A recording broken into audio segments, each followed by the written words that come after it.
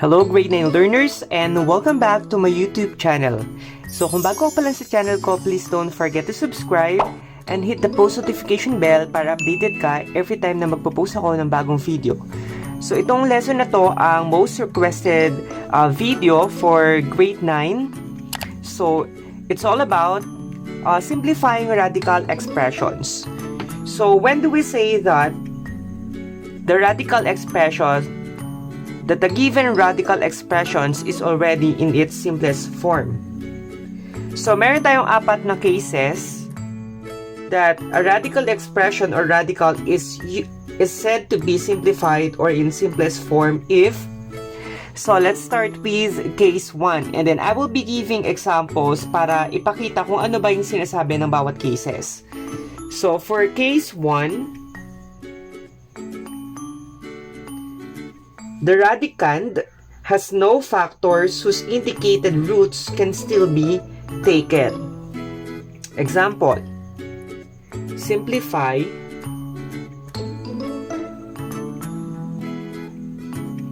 square root of 12. So, simplify square root of 12. So, yung 12 is not a perfect square number. So therefore, when we simplify this one, wala siyang perfect na square root. But then again, under case 1, merong factors ng 12 na perfect square at meron ding non-perfect square. So wherein yung perfect square ay pwedeng nating ma-extract yung kanyang principal square root. Or in finding the factors of 12, para malaman natin ano bang factors ng 12 na perfect square, pwede tayong gumamit ng factor 3 or 3 factorization. Pero kung alam nyo na, so pwede nyo na naman siyang hindi gawin. So let's try. 12. So the factors of 12 ay 3 and 4. And then 2 and 2. So meaning to say, meron tayo ditong dalawang factors na magkatulad. So, yung 2 and 2. So, this can be written as 2 squared or 4. So, meaning to say that 4 is a perfect square which is a factor of 12. So, we can write it as the square root of 4 times 3. So, nakahanap tayo ng factors ni 12 na perfect square. So, para ma-extract natin yung kanyang principal square root. So, because the square root of 4 times 3 can be written as square root of 4 times square root of 3. So, by applying the property. And then, to simplify, square root of 4 is 2 square root of 3. So, if the number under the radical has no perfect square factors, then it cannot be simplified further. So, paano natin masasabi kapag daw yung given ay hindi na kayang isimplify? For example, square root of 3. So, it cannot be simplified further because the only factors of 3 are 3 and 1. So, which means that there are no perfect square factors other than 1. So, katulad ito, square root of 3 ay wala na siyang simplest form. So, ito na yung kanyang pinaka-simplest form. So, that is under case 1. So, magbigay tayo ng another example for case 1. Halimbawa ay cube root of 16. So, itigno natin yung index. So, kanina square root, so automatic 2 yung kanyang index. So, hindi na natin siya isusulat because it is understood na 2. So, ngayon naman, cube root of 16. So, hanap daw tayo ng factors ni 16, factor ni 16 na perfect cube. So, 16, that is 2 times 8, 2 times 4, and 2 times 2. So, hanap tayo ng factors. So, that is 2 cube. So, 1, 2, 3 are equal to 8. So, meaning to say that 8 is a perfect cube. So, this can be written as cube root of 8. So, ito yung tatlo. So, 2 times 2 times 2 and then times 2. 8 times 2 is 16. So, etong factor ng 16 na 8 ay perfect cube. So, pwede natin ma-extract yung kanyang we can extract the cube root of 8 which is 2 cube root of 2. Ayan. So, same din, kapag naman ang given halimbawa ay cube root of 5. So, wala na siyang simplest form because ang factors lang ng 5 ay 1 and 5 at wala na siyang perfect cube aside from 1. So, yun yung ibig sabihin ng case 1. So, let's have another example for case 1. Let's have the square root of 75 x to the 4th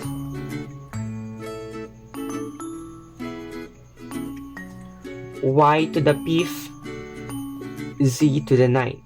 Ayan. So, for example, we have here 75 x to the 4th, y to the 5th, z to the 9th. So, kung mapapansin nyo, meron tayo ditong monomial wherein yung 75 ay merong kasama mga variables which are the x, y, and z. So, same lang din. So, let's start muna with 75. So, hanap tayo ng factors ng 75. So, 5 and 25. Ayan.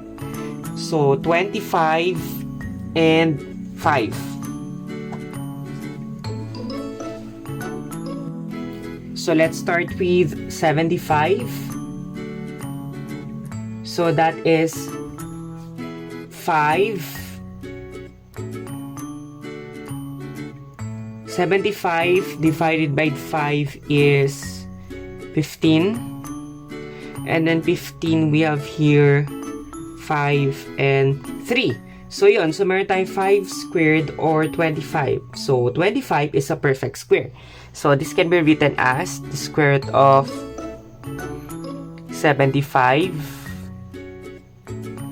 So, this can be written as 25 times 3. And then, x to the 4th.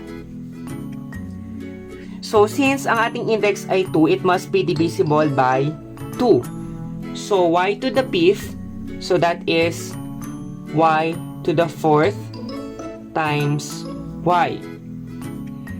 So, pinaghiwalay lang natin siya kasi yung y to the 4th ay even number raised to an even exponent or it is divisible by 2. Okay? And then z to the 9, so that is times z to the 8 times z. Ayan. And then to simplify, so let's extract the square root. So 25, we have here 5. And then the square root of x to the 4th is x squared. And then y to the 4th is y squared. Z to the 8 is z to the 4th. Then, yung nasa loob ng ating radical sign ay 3. So, meron tayo ditong natirang y at z. So, that will be our final answer. 5x squared, y squared z to the 4th, square root of 3, y, and z. So, yun pa lang yung ating unang case. So, I hope that you learned something today. So, I will be continuing our video for case number 2. Again, tandaan lang yung ating case number 1. The radicand has no factors whose indicated roots can still be taken. Again, kapag naman under siya ng case 2, so the radicand does not contain fraction. Ayan, to simplify, we just apply the quotient property or divide the numerator by the denominator whenever possible.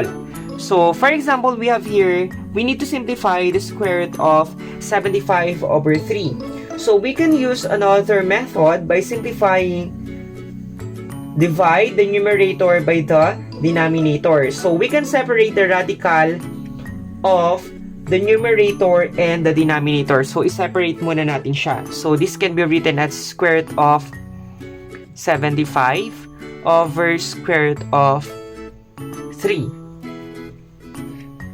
And then, katulad nung sa case 1, so hahanap tayo ng factors na pwede nating ma-extract. Halimbawa, dito sa 75. So, di ba sa 75, we have 5 and 15. Factors of 5 is 5 and 3. So, meaning to say, we have here 5 squared or 25. So, one of the factors of 75 that is a perfect square is 25. So, this can be written as the square root of 25 times 3 over square root of 3. And then we have here square root of 25 is 5 square root of 3 all over square root of 3. And then by using the product property, so dun sa product property, so we can cancel square root of 3 and square root of 3. So therefore, the answer is 5. So, ganun lamang siya kadali. Okay?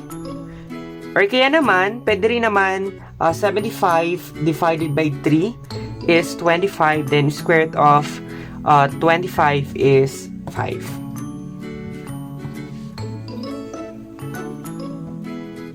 So, example 2. We have here cube root of 27 over x to the 6th. Yeah, we have here cube root of 27 x to the 6th, where x should not be equal to 0. Again, x should not be equal to 0. So, meron tayo ditong given na condition because division by 0 is not allowed. And then, by applying the property, so we can write it as the cube root of 27 is 3 over the cube root of x to the 6. Since 27 is a perfect cube, we can evaluate the cube root of 27, which is our numerator. And then, with regards to sa denominator, so since x to the 6th ay multiple ng 3, so we can write it as 3 over x squared.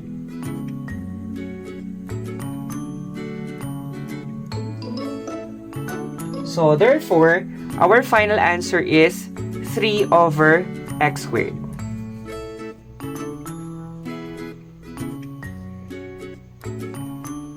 So, I hope that you learned something today about case 2. Again, yung ating case 2 ay the radicand does not contain a fraction.